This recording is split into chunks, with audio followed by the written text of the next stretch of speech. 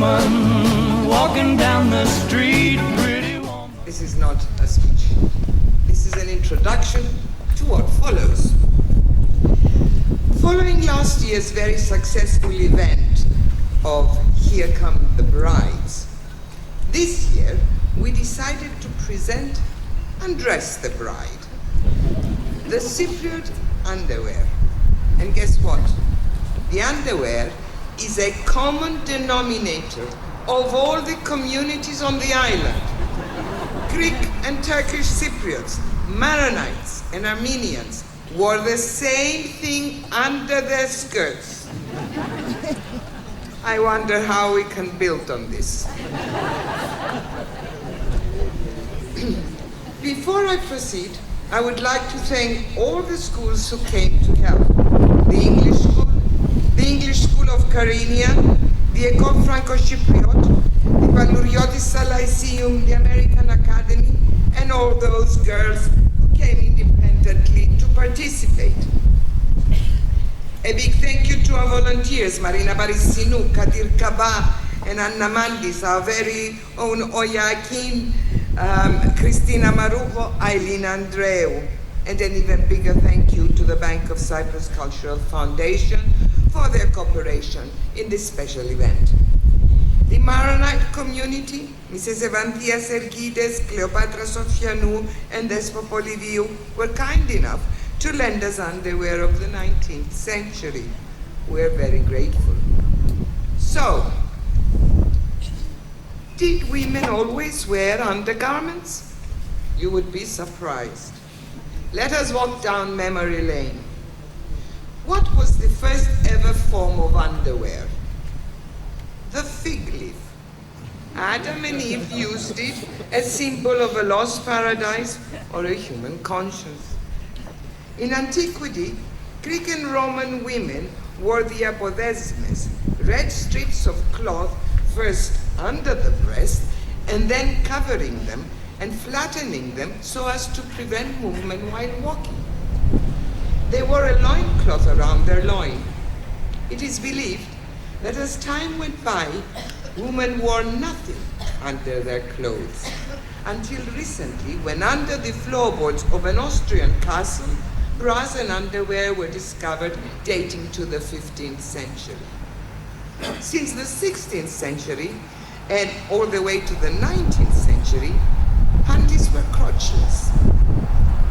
There was a purposeful opening from the thigh all the way up to the waist to facilitate matters over the chamber pot and for ventilation, regarded to be necessary for health reasons. In 1674, the first guild for lingerie was established in France. The underwear was decorated with frills, lace, and ribbons. In the 18th century, women adopted panniers, which were made out of netting and whale bones to spread out their dress left and right. This gave the effect of a wicker basket on either side of a donkey. Quite often, underwear or inner petticoats had pockets accessible through a slit in the overskirt where women kept their keys, hankies, and money, since they did not carry handbags. And then, at the end of the 18th century, we had the appearance of the crinoline.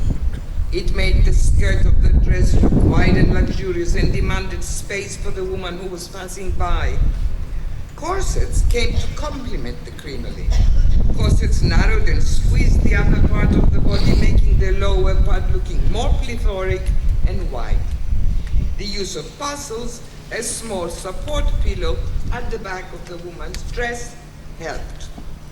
This is what men liked at the time, and underwear always dictated the shape of the female body in trying to satisfy male tastes. The 19th century saw the rise of the forerunner of the underwear of today. The chemise or smock worn under the dress were replaced by knickers and drawers, or panties, as these were known. First, the knickers reached the ankle. By the 1920s, they went up to the knee, and even further up. And by the end of the 1930s, panties, that is really short drawers, appeared. By the 1940s, only panties were worn and the legs were covered with stockings. Bras, as we know them today, made their appearance in the 20th century.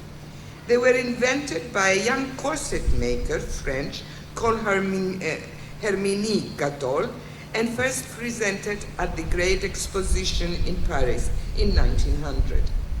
By 1913, these had laces at the back, and then hooks, and then elastic bands. Rayon stockings and silk were an expensive item in the 1910s, so nylon ones appeared by the 1930s. In 1959, some of us remember this, we started using pantyhose. We also remember in the 60s, the feminists who threw their bras in trash cans in the streets, protesting and demanding equal rights with men. Only some decades back, though, women got rid of pantaloons and knickers, replacing them with bras and sleeves. And then the modern feminists want to get rid of all form of bodily constraints. Well, we're going to get a taste of what you heard in a while with the help of some students of the schools I mentioned. Thank you very much.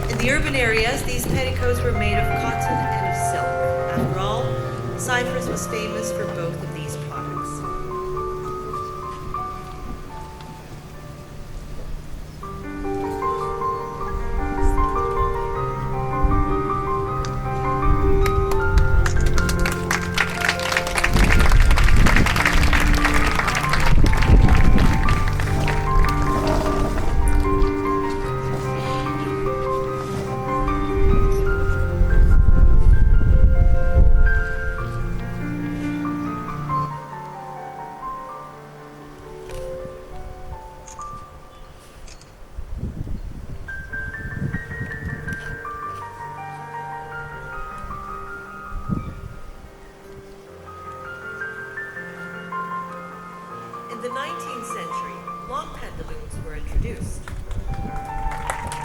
begin with, these were crotchless, and then with buttons in front or bands to hold them up. And when it came to the aristocracy, mainly Larnaca, the wild consuls were purposely made structures over the pantaloons and under their skirts in order to look more impressive and take up more space. In the 18th century in Cyprus, After all, they had to be up in the noticed. villages of Troy, This was the French fashion appearing in Cyprus a century later.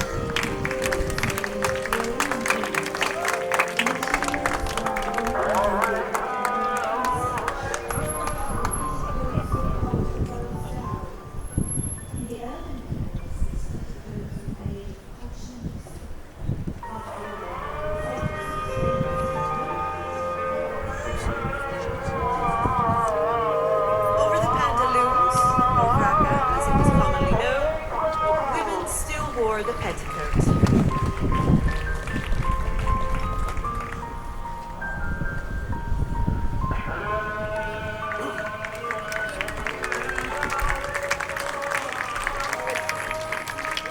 petticoats of the 19th century become more appealing and more delicate.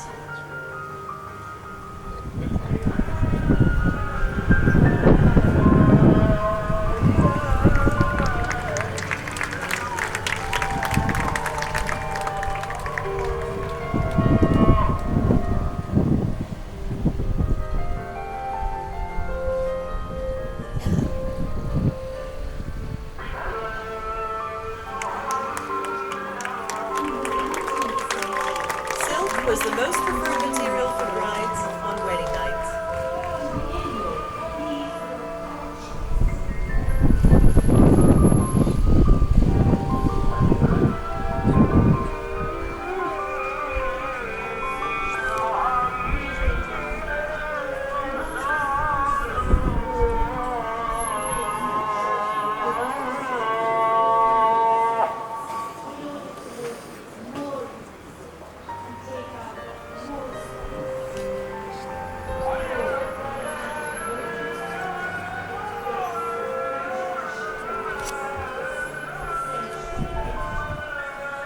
Silk was the most preferred material for brides on wedding nights, woven with a special Cypriot tradition.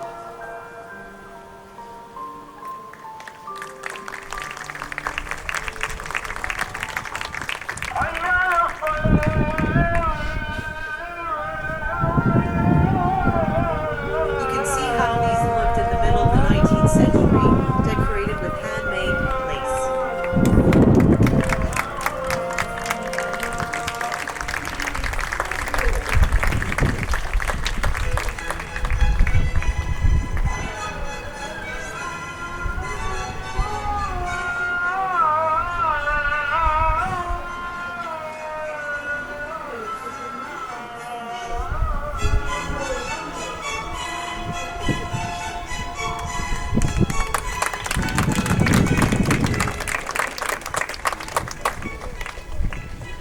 Beautiful lace and crochet works decorates the nightgowns of Cypriot women who work hard to achieve a better result than their neighbor in these crafts.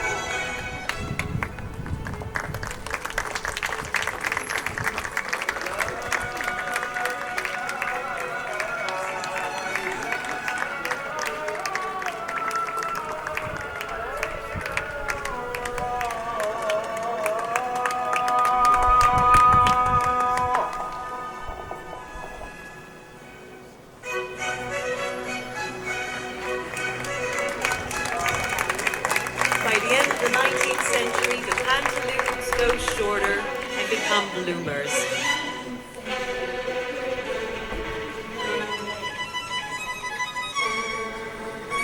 The village bloomers are plain and of thick linen.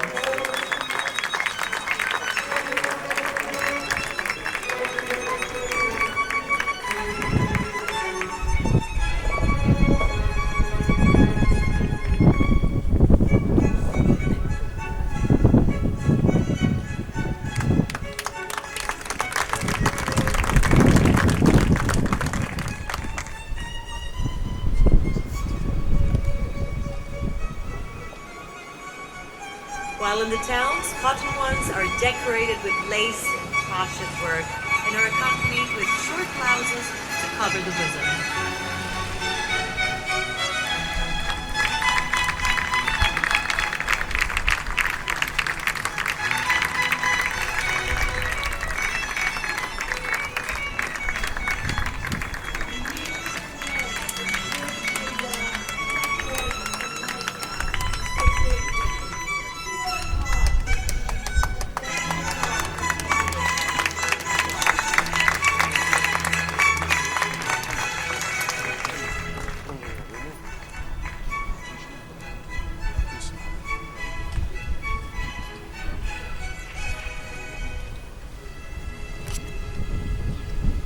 gathers followers all over the world, and Cyprus follows suit. In the 1900s, women tried to look as slim as possible, under the bosom and around the waist, quite large and plethoric around the hips. They wear little bustles to make their skirts look larger at the back and accentuate their bottoms.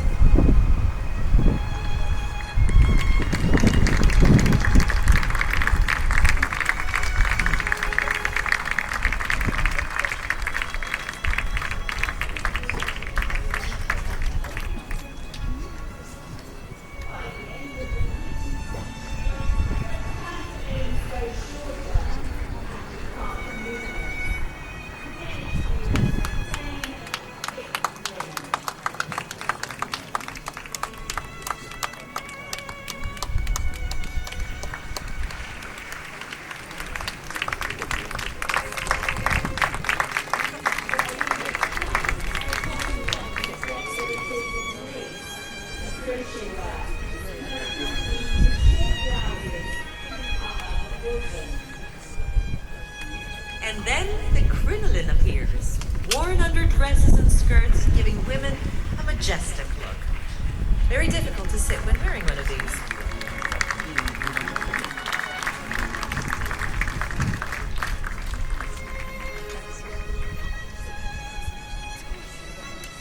In the 1920s, the bloomers go shorter, exposing most of the thigh, but no lot as yet.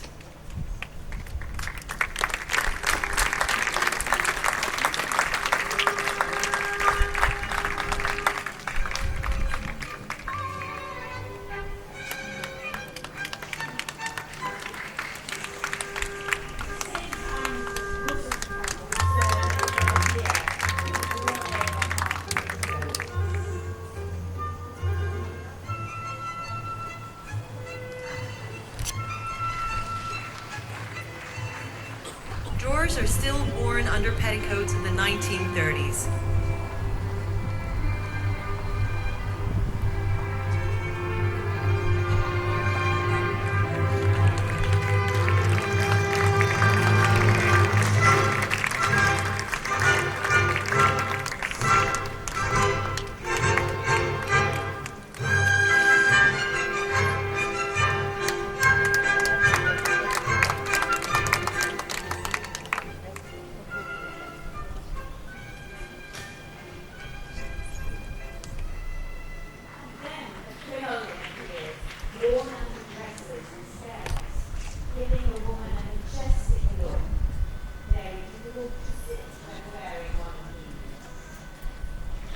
These come in various colors now, in thin, delicate material to cover delicate feminine skin.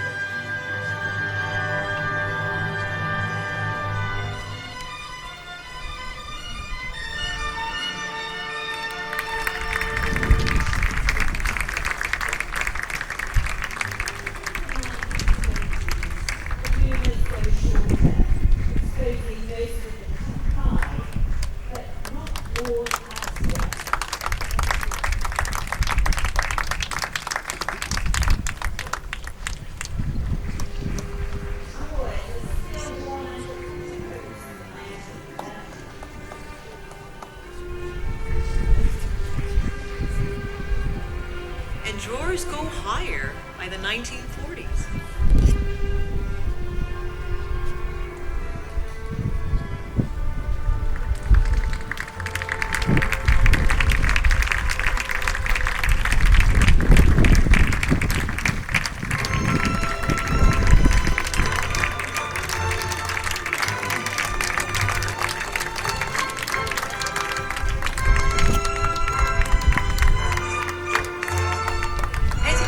Made of thin material in various colors, but rather plain, with narrow bands to hold them over the shoulders.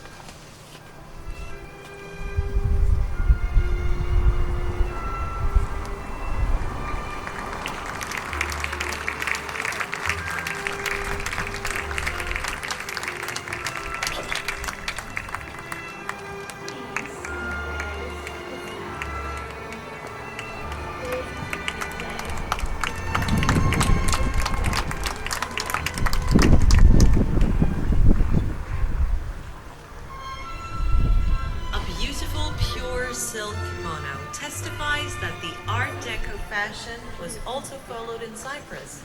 This was handmade, hand embroidered, and hand stitched by Mrs. Magandona.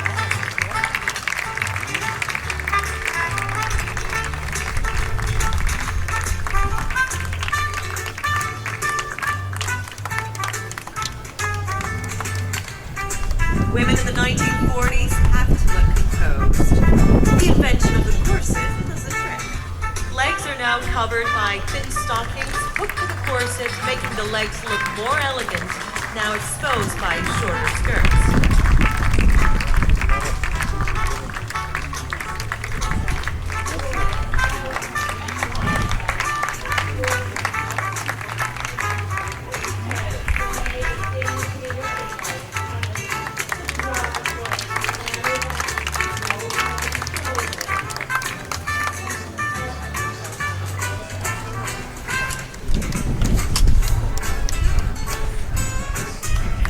The night dresses of the 1950s are long and embroidered or have lace appliques to make women look more feminine.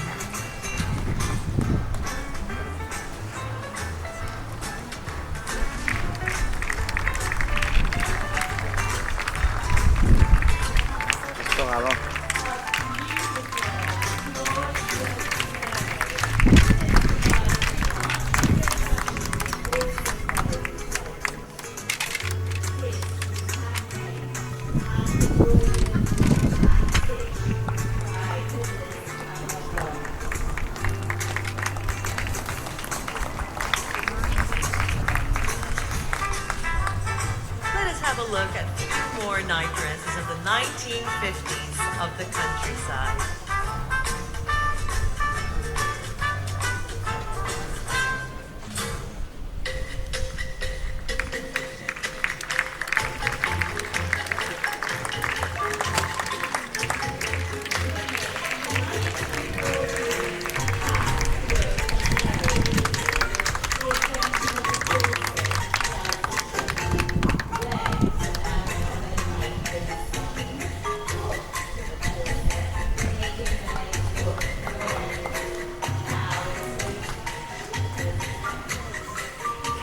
By the 1960s, petticoats are sheer delight.